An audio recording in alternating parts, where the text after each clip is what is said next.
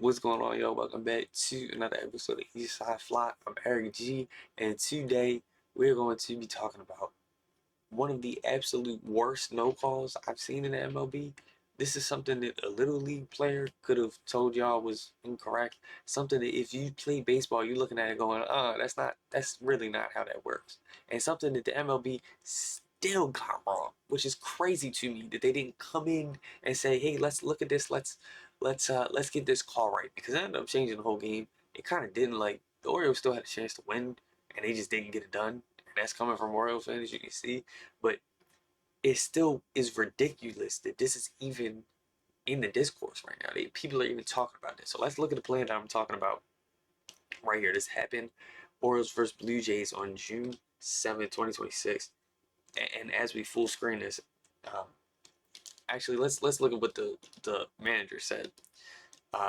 Orioles manager Craig Alvarez said umpires told him that Ernie Clement established a baseline outside of his running path, and that Gunnar Henderson's tag attempt wasn't good enough on this play in the 6th inning. Let's watch. Clement goes to second. It's a ground ball on this circuitous route. Grab it, he's in the shift. Just no effort to stay in the base path, and I know you got to try to avoid it. This looks like a legitimate double play. So let's first look at the base path aspect of this. He establishes his goes to second. Running path. Basically establishes baseline here. I'll give him credit. It's pretty much like a little bit from where Gunnar is standing right now. If you're looking at this, I understand where he is. So he's right here. He's in his base path. He's established his base path. And you're gonna see him completely veer to the right. He's gonna just shift off right. And this could be to avoid a throw route, but you're gonna see he goes for a tag attempt, and he keeps going to the right. So he's still going to the right, and ends up here. If you look at it, I get if he's avoiding the throw, he's getting out of Gunnar's way. If you back this up, he's getting out of his way. Right here, it actually even before, as he fields the ball. As he fields his ball, okay, I'm getting out of his way. Okay, you're establishing a base path that is nowhere near the base. Okay, but I'll give him credit. He's avoiding the throw. But then, you're going to see him go, all right, I'm going to make the tag.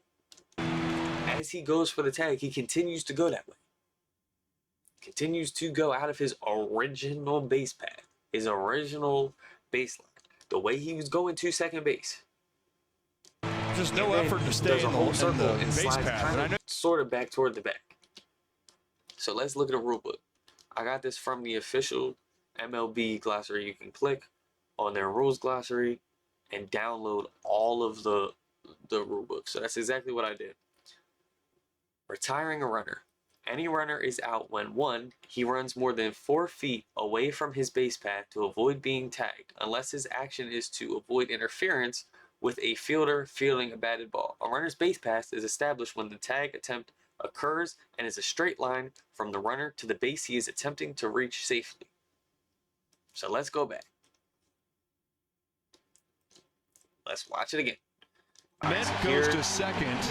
He seems to be avoiding. Okay, so his base path is from here. He's avoiding him.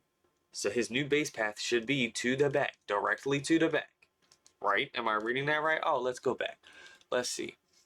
And as we see right here, a runner's base path is established when the tag attempt occurs and is a straight line from the runner to the base he is attempting to reach safely. So he can't, right here,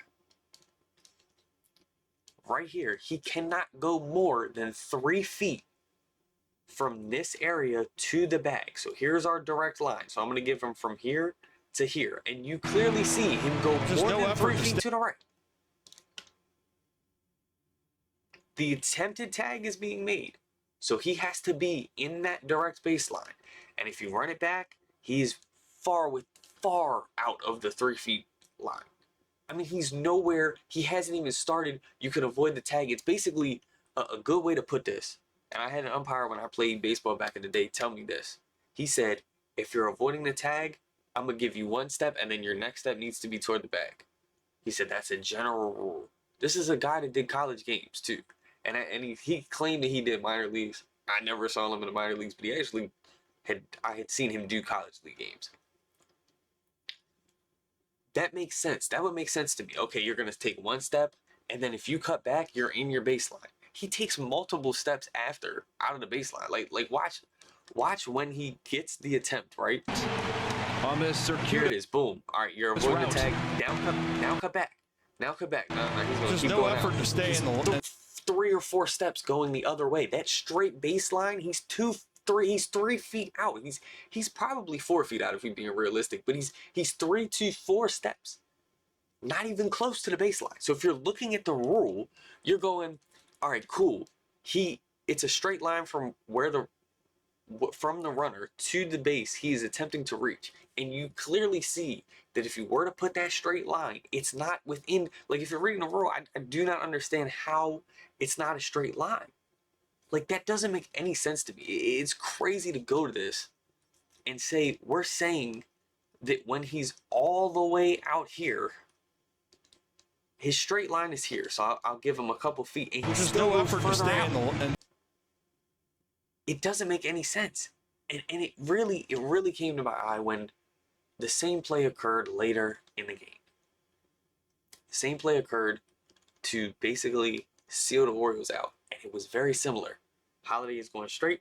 He takes his 2 steps out of the baseline and he's called out. That was the right call. But why do you call it one time but not the other? It's absolutely insane to me that you can read this rule that states that if a runner's base pass is established when the attempt occurs and is a straight line from the runner to the base he is trying to reach, he takes 2 more steps after that and is out of the baseline. 2 more steps. And you don't see that. To me, that is crazy.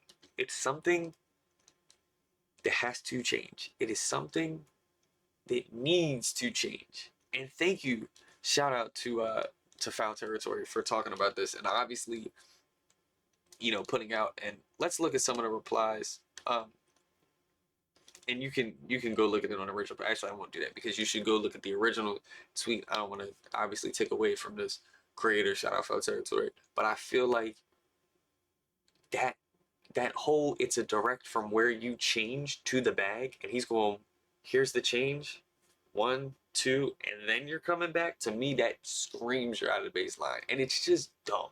It's something that everybody can watch and go, oh yeah, there's a rule in baseball that there's a base path, and he clearly runs out of it, and we're not calling that. Like, it's just dumb stuff like that that pisses me off about the MLB, man. Get the call right. Let's get the call right.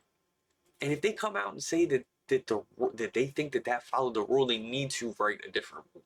Because to me, that clearly is proven in the rulebook of what they wrote. So if that's the case, go change the rule to be a certain amount of steps out of the designated path.